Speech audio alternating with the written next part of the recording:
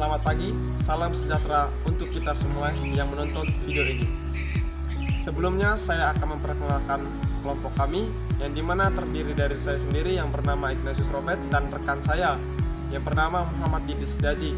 Di sini kami akan mempresentasikan hasil kerja PPT kelompok kami tentang mikrobiologi. Mikrobiologi adalah cabang ilmu biologi yang mempelajari mikroorganisme, yaitu organisme yang berukuran sangat kecil dan tidak dapat dilihat dengan mata telanjang. Mikroorganisme ini meliputi bakteri, virus, fungi, alga mikroskopis, dan protozoa. Mikrobiologi merupakan bidang yang sangat penting dalam ilmu pengetahuan dan aplikasi praktis karena mikroorganisme memiliki peran kunci dalam kesehatan manusia, lingkungan, industri, dan berbagai proses bioteknologi. Berikut adalah beberapa aspek penting dari mikrobiologi. Bakteriologi, studi tentang bakteri. Bakteri adalah organisme prokaryotik yang bisa ditemukan di berbagai lingkungan, dari tanah hingga saluran pencernaan manusia. Dua, virologi, studi tentang virus. Virus adalah agen virus yang banyak bisa berkembang biak di dalam sel organisme lain. Tiga, mikologi, studi tentang burung atau jamur. Jamur dapat berupa mikroorganisme seperti ragi atau bentuk yang lebih besar seperti kapang. Empat, parasitologi, studi tentang parasit dan organisme parasit lainnya termasuk protozoa dan beberapa jenis cacing. 5.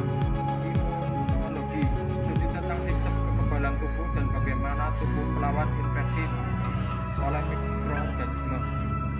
6. Mikrobiologi industri, mempelajari aplikasi mikroorganisme dalam industri seperti produksi antibiotik, enzim, dan makanan fermentasi. Mikroba adalah organisme mikroskopis yang terdiri dari satu sel atau sejumlah kecil sel dan biasanya hanya dapat dilihat dengan mikroskop. Mikroba termasuk dalam beberapa kelompok besar organisme seperti bakteri, archaea, fungsi jamur, alga mikroskopis, protozoa, dan virus.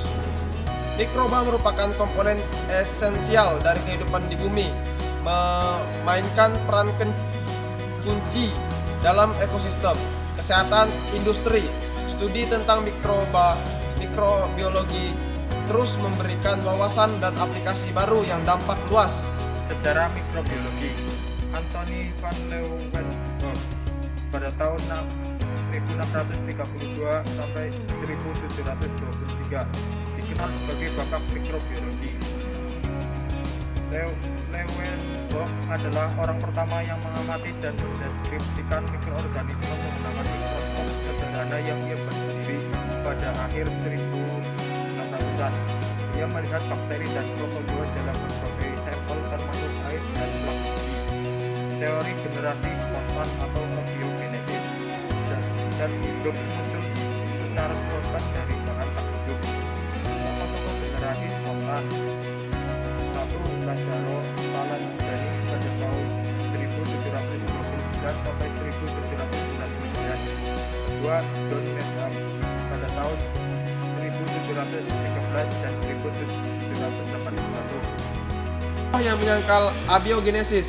Yang pertama, Marcus Planck tahun 1705 sampai 1786, ahli fisika yang menduga bahwa suatu penyakit disebabkan oleh mikroba. Yang kedua, Benjamin Martin menduga bahwa penyakit paru-paru disebabkan oleh Animalculius yang ditularkan oleh seorang penderita yang kemudian diangkut ke paru-paru melalui darah. Yang ketiga, Francesco Redi tahun 1636 sampai 1697, belatung yang muncul pada daging yang tidak dibungkus berasal dari lalat yang hinggap di daging tersebut. Peran mikroba. Yang pertama, pembenahan alam, terdiri dari perombakan jasad-jasad yang sudah mati. Yang kedua, penggunaan polutan. Yang kedua, pabrik kimia transformasi kimia, terdiri dari perubahan kimia yang diinginkan atau substrat menjadi produk baru.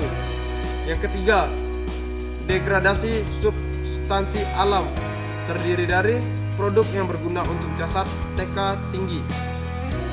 Selanjutnya, mempunyai nilai ekonomi tinggi atau komersial. Peran mikroba dalam budidaya perikanan. 1. Pendegradasi limbah organik. 2. Sumber nutrisi bagi organisme perairan. 3. Membantu dalam sistem pencernaan ikan. 4. Perlindungan dari patogen. Dengan demikian, mikroba memainkan peran multifaset dalam meningkatkan efisiensi, keberlanjutan, dan kesehatan dalam budidaya perikanan. Jenis-jenis mikroba dalam budidaya perikanan. 1. Bakteri.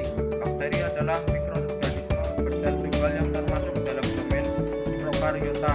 Mereka adalah organisme yang sangat kecil dan biasanya hanya dapat dilihat dengan mikroskop. Bakteri ditemukan hampir di semua habitat di bumi, termasuk tanah, air, udara, dan bahkan dalam tumbuhan makhluk. Sifat-sifat bakteri: pembentuk koloni dalam sistem air. 2. Vibrio sp berpotensi sebagai patogen jika populasi tidak terkendali. 2. Virus Nervosus necrosis menyebabkan gangguan pada sistem saraf pada beberapa spesies ikan. Virus ikan herpes menyebabkan infeksi pada beberapa spesies ikan budidaya. 3. Fungi Saprolegna sp penyebab penyakit jamur pada ikan, terutama pada saat kekebalan ikan sedang lemah. Sekian materi yang dapat saya sampaikan pada video ini. Saya ucapkan terima kasih.